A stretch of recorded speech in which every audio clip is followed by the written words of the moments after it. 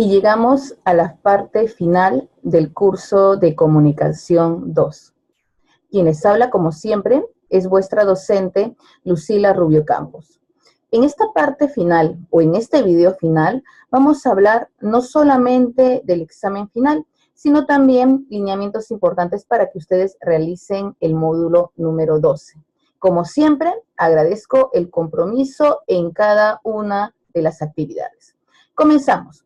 Voy a compartir con ustedes, en este caso, todo el planteamiento acerca del módulo 12, que se basa específicamente en las citas textuales y las referencias bibliográficas. Voy a discriminar un poco acerca de estos dos aspectos que son necesariamente importantes y que evidencian que no solamente estoy investigando, sino que también no estoy recurriendo a casos de plagio o copia.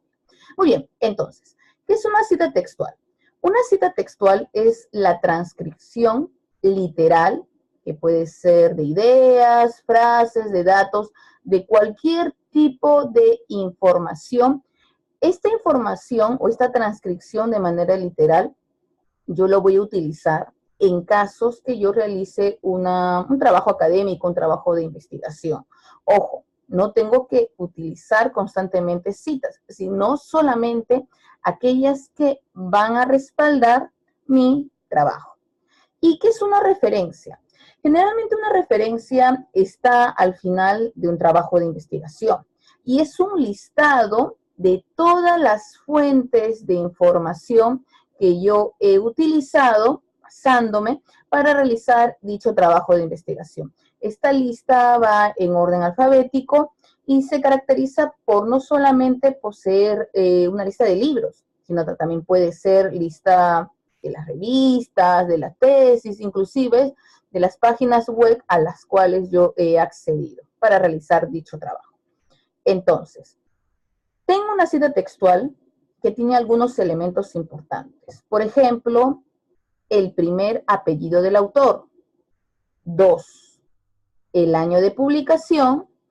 Y 3, la página. Muy bien, entonces, tengo a este autor, Cassani. Cassani, año de publicación, entre paréntesis, 1996. Sostiene que la cita textual menor a 40 palabras va entre comillas. Los errores son inevitables y no necesariamente perniciosos para el aprendizaje. Al contrario, es una parte normal del proceso de desarrollo de dicha competencia. Cierro comillas porque ya terminé la tesis, o la terminé en este caso, disculpen, la cita, y luego entre paréntesis P.20, la página a la cual yo he accedido a este tipo de información. Muy bien, tengo mi cita textual. Me piden de repente luego, posteriormente, que yo realice las referencias bibliográficas. Entonces tengo que colocar los datos de este autor, específicamente los datos del libro. Entonces, ¿qué elementos tiene? Número 1, tiene también los datos del autor. Primer apellido, Cassani, coma.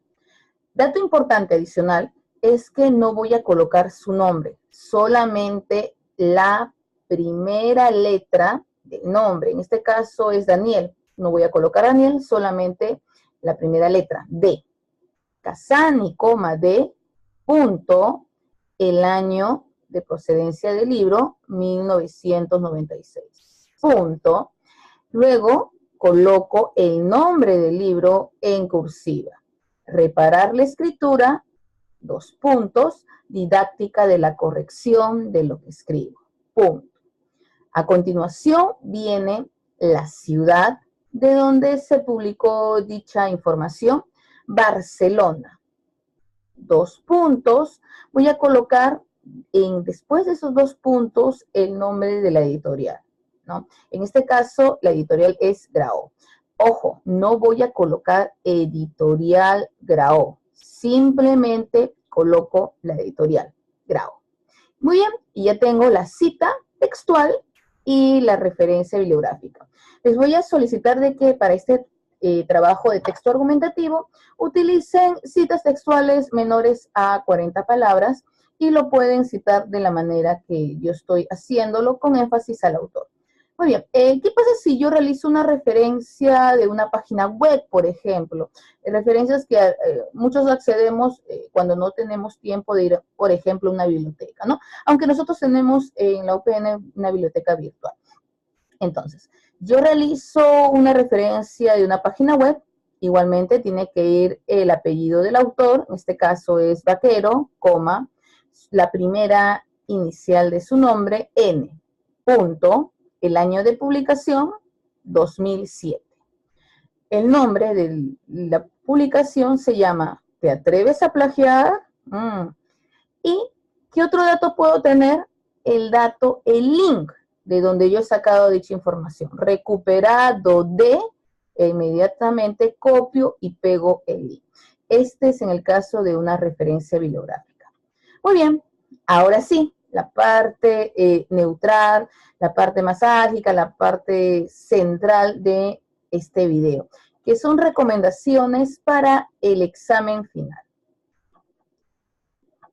Hay que recordar lo siguiente, que un texto argumentativo tiene tres partes importantes, que es la introducción o párrafo de inicio, los párrafos de desarrollo, donde van los argumentos, y el párrafo de cierre. Entonces, para el examen final, es muy probable que ustedes también vayan a redactar un texto argumentativo en forma completa. Eso quiere decir que tiene que estar la introducción, los párrafos de desarrollo, que generalmente son como mínimo 2, y el párrafo de cierre que sintetiza toda la información. Vamos a imaginarnos de que voy a realizar el texto argumentativo con respecto a la corrida de toros. Me piden el tema, la corrida de toros. Perfecto. Me pueden pedir la tesis. La corrida de toros es un acto cruel e inhumano. Y me solicitan a mí para realizar los dos párrafos de desarrollo, dos argumentos. Cuando uno va a realizar los argumentos, se pregunta siempre por qué. ¿Por qué la tesis? ¿Por qué la corrida de toros es un acto cruel e inhumano? Argumento número 1, porque hay evidencia de barbarie inhumana.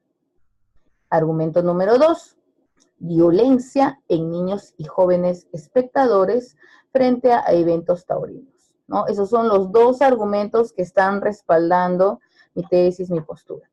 Entonces, cuando yo tenga que elaborar mi texto argumentativo, debemos recordar lo siguiente. En el párrafo número 1 va mi introducción. ¿Qué tiene que tener mi introducción? Comenzar con una estrategia argumentativa. Por ejemplo, una llamativa, un dato que llame la atención, puede ser una pregunta, puede ser una cita, puedo comenzar con, tal vez como lo dije anteriormente, con una interrogante.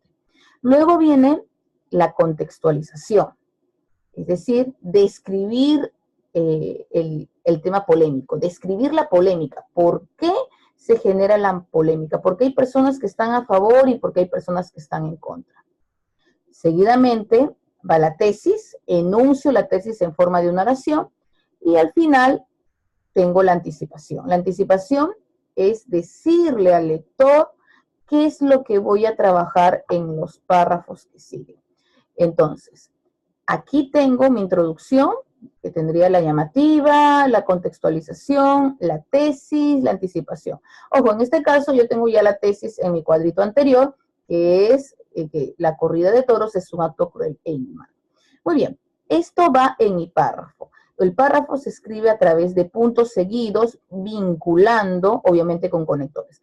Termino mi párrafo, coloco punto aparte, dejo un renglón y continúo otra línea. Y en esa, después de esa línea, va el párrafo número 2. El párrafo número 2 tiene el argumento. ¿Cuál fue mi primer argumento que he señalado en mi cuadro? Que hay evidencia de barbarie inhumana, de que se maltrata, de que se tortura un toro hasta su muerte. Y comienzo yo a redactar dicho argumento a través de mis ideas secundarias, terciarias. En el párrafo número 3 voy a argumentar a través de esta indicación, de mi argumento número 2, que es que esta corrida de toros no solamente es incorrecta, para el animal indefenso, para el toro, sino también que puede promover violencia en niños y jóvenes. Por eso también es un acto inhumano y cruel. Y por último, en el párrafo número 4, voy a redactar el cierre o la conclusión. ¿Qué tiene el cierre o la conclusión? Recuerden comenzar con un conector de cierre, en síntesis, finalmente, en suma, va la tesis parafraseada, es decir, la tesis redactada con tus propias palabras, la síntesis de los argumentos que se hablaron anteriormente, es decir, puede ser una oración, la síntesis del argumento 1, y en otra oración, la síntesis del argumento 2. Y terminar con una estrategia, puede ser con un propósito, con una recomendación. Esto es importante. ¿Qué debo de tener en cuenta? Que cada párrafo debe de tener como mínimo 2 oraciones. Ojo, una oración ortográficamente comienza con mayúscula, termina en un punto, tiene un verbo conjugado. Cada vez que ustedes terminen un párrafo, colocar el punto aparte y luego continuar el siguiente párrafo. Ojo, redactar siempre con las propias palabras, evitando actos de copia que pueden descalificar todo el trabajo realizado. Me voy a despedir agradeciéndoles por estos 12 módulos, más el examen parcial y final, que son en realidad 14 semanas. A cada uno de ustedes, las bendiciones respectivas, y como siempre, que la fuerza los acompañe. Nos vemos.